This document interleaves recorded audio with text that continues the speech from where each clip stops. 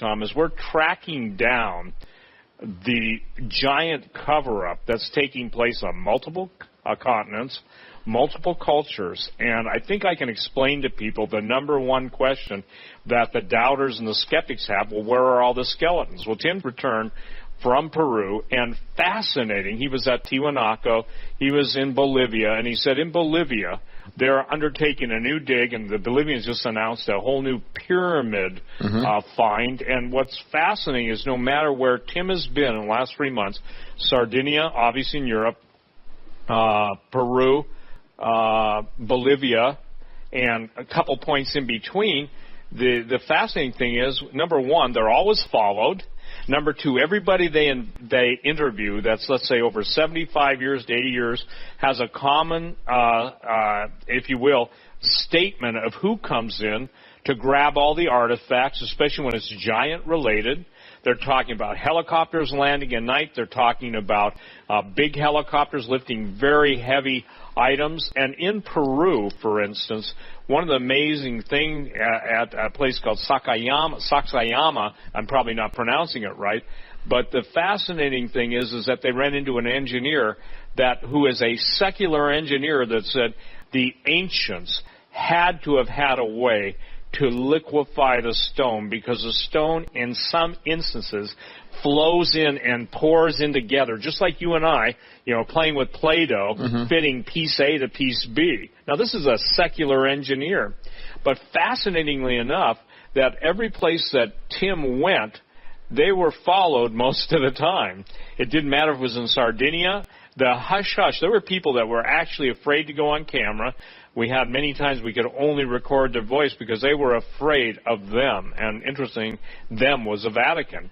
Well, obviously, if anybody knows the history, and you well know, but of South America, Latin America, and even different parts of Europe, there's a absolute stranglehold on true artifacts and true history. But what was mind-blowing to both of us, and even the people that accompany, whether they're translators, a film crew, is just how touchy anybody was for filming. It was okay if you filmed on the right hand, but don't go over on the left hand. The right hand was like I would call staged artifact. Some of the most famous artifacts you see on the Ancient Alien series and all the different, they've been moved from a place where they really made sense to a place where they don't make sense. Tim said an interesting thing. Tim said it was like, Steve, you could see the pre-flood building and you could see the post-flood building. They'll let you see all the post-flood building you want, but they won't let you see the pre-flood stuff. In Bolivia, they were met by armed guards carrying machine guns. So that's what we're up against. Now, this is important, Tom, for your research, too. There are people working overtime to keep the truth of what is really out there in true history. I said in an earlier interview, they who control the past determine the future. If you and I are only told 3 points on a 12-point instruction to follow, we don't do good after maybe 4 or 5. We're going to mess it up. So by keeping people in this state of, I would call, I've got to be really careful here, I call mainstream media vomit brokers, okay? So by them only giving... And that's being careful. That's being careful. That's the best I can do. Either that or I have a mouthful of soap. The point being is that they want to regurgitate some facts, but most fiction, into the narrative, whether it's anything that you and I talk about collectively.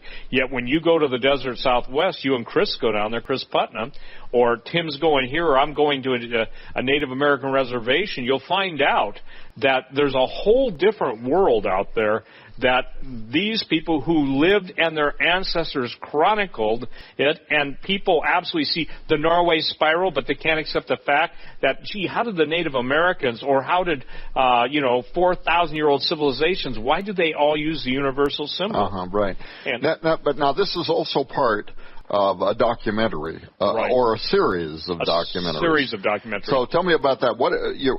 What you're doing, of course, is kind of producing documentation and in documentary format of a lot of stuff that you already have been investigating for some time on the presence of giants, but also even like you talk about Amaruca, if I'm saying it right, like the whole origin of how America got its name. And the Freemasons even write about this, don't they? Talking about where the knowledge of the mystical schools came from. Here, as it came from the plumed serpents? The plumed serpent, Quetzalcoatl, Viracocha, both in the Aztec and Mayan history.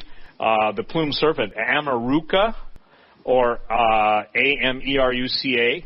That's what the South American and the high cultures called America, and that's land of the plumed serpent.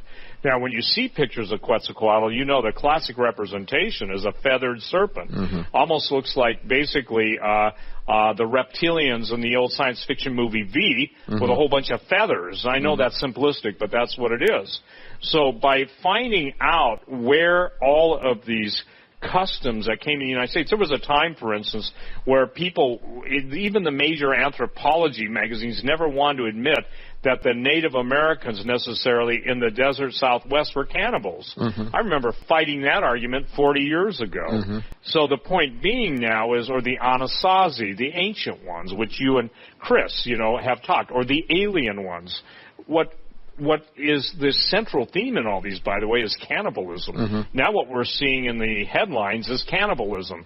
You're seeing it in all shapes and forms, whether it's the Christian, our brethren in Syria being slaughtered and basically cannibalized, their meat sold for meat in the market, and the world, especially the Western church, is silent. That makes me just go, I said this, the customs of the ancient ones will come into the contemporary times, and you'll know we're in the end times. And that's exactly, now, there was very little cannibalism 20 years ago. Maybe the case of the airliner that went down in the Andes, and situation survival. But there was never, basically cookbooks on the internet and people advertising for people to come and basically let someone kill them, as in the case of Germany, and eat them. It's interesting because, you mentioned me and Chris had been doing, again, investigative work, not even knowing you were working on this brand new book, True Legends, where you're taking the stories that have been told by many of the American Indian tribes and the legends of the stories. I want to ask you in a few moments about the Smithsonian. Don't let me forget to ask you about that. But while you were doing that, we were actually going to the Four Corners area. Chris went down to the to the southern end of the Anasazi Trail, as I started calling it, in Sedona. And what does he find there in Sedona but the presence of the Vatican, had built, and in an area where nobody else is allowed to build. They get to build this kind of Catholic thing. It's the church. It's a monastery sticking out of the side of the mountain. We found the same thing on the top of Mount Graham. Everywhere there seems to be these portals and these entities, it's like there's a very strong presence there, as if they know something we don't know, or they're pursuing something ahead of us. But the point I was going to make is I got a chance to sit down with Dr. Don Mose. And he's a third-generation medicine man. He's an academic, or he's a retired academic in the Navajo Nation. I should have brought his book and showed it to you, where he had an artist depict giants that used to be in the United States. Some of them that look like they're 200 feet tall. It took whole tribes to bring them down. And when they finally got them down and cut their head off, there was so much blood that came out, it flowed down into the valley like it was forming a small river. This is in the books that he had written. Well, here's the interesting thing. I'm interviewing him, and I ask him, so tell us, what happened to the Anasazi? And he starts, telling the tale that they hear in school. Well, there was a drought, and then 7 years of a drought. They follow, they start migrating slowly away. But I raised questions about that. I said, and yet when the archaeologists first went into those cliff dwellings, they found that they had disappeared overnight. They didn't slowly migrate away. They left everything, bags of salt that would have been like gold, right? So where did they go? Well, he looks at the camera. We have this on film. And he says, well, I shouldn't tell you this, but if you were to ask my great-grandfather, this is a story that he would have told. And Steve, it was like he had opened up True Legends and started reading, because he talks of a portal, the serpent deceiver that comes through the portal, the six-toed giants. But he also says that this deceiver started teaching the people cannibalism. That was my whole point. Mm-hmm. They started eating one another. The giants were eating them. We did follow-up research that isn't even in our book, where we found old university archaeological digs where they found Anasazi that had literally been ripped apart. They found their bones, the sinew, the flesh had been literally ripped apart and left on the ground. The rib cage is split. Yeah. Well, it's funny you would say that, Tom, because, again, this illustrates it. In the book Long Walkers, a pilot who was an active-duty Air Force pilot flew into Bagram Air Force Base, I believe, in the year 2005. And I know him personally, came to my store, bona fides, verified, etc., and told the story. Now, you just talked about being ripped apart. Well, he was tasked with flying a dead giant who had cannibalized a squad of Marines that were going in looking for bin Laden's boys, you know, Al-Qaeda in the caves and everything. And interestingly enough, the very description that was given to the team that basically produced the giant cadaver for him, it takes a special way of killing giants. He said it was like their rib cages were ripped apart. Isn't that interesting? So you're in the desert Southwest talking to that very intelligent man, and his grandfather, I would tell you this, would know more about the truth than all the twisting. Well, Dr. Mose is a third-generation Navajo Nation medicine man and oral historian whose books are used in their schools. So, yeah, he's no Johnny-come-lately. I think the big discrepancy between fact and fantasy is that as the older generation dies off, this is why Tim, I mean, he's sitting on a reed island in Lake Titicaca, okay? And he's interviewing I think is like a 75 or 80-year-old man who only speaks the language that has to be translated into Spanish. Now, Tim speaks perfect Spanish and lived in Peru, so that helps. Mm-hmm. But it's always the same story. So they're talking about the helicopters coming in, talking about cannibalistic giants, and how's this for an interesting story? They go to a place called Amaramuru, which is a Stargate location, actual Stargate. So they have shamans there, and they're ringing a bell, and they're taking a metal object, and like you would take your thumb and make a crystal glass hum, they're basically making all these different noises. Now, I've been told by the people that know a lot about this stuff that Stargates work on words, sounds, and a power source. I never found out what the power source was. But while Tim, Vinny, and Benny, those are the three guys in the crew, are camped out at the Stargate, it rains, it hails. They've got this on video. And he said it was the most strangest thing they've ever seen, because around them, everything was clear. But right where they were was, if you will, this directed hailstorm. He said it was so furious that they had to go and get half the village to come and pull their car out and dig their car out of the mud because, basically they had gone up there to see this event. But the strangest lightning, the strangest sound. So what am I saying here? I'm saying that in your findings and our corollary investigation research, the common denominators are always the same. I think I've told you this before, I mentioned it on the radio.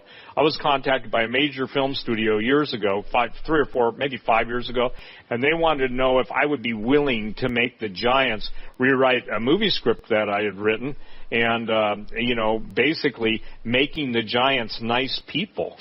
And I said, fee, fi, fo, fum, I smell the blood of an Englishman. Doesn't sound to me like they're eating burgers, okay? Right. So the point being is that even Shrek, there was a cartoon, and they made Shrek. An ogre is a human-eating monster, O-G-R-E.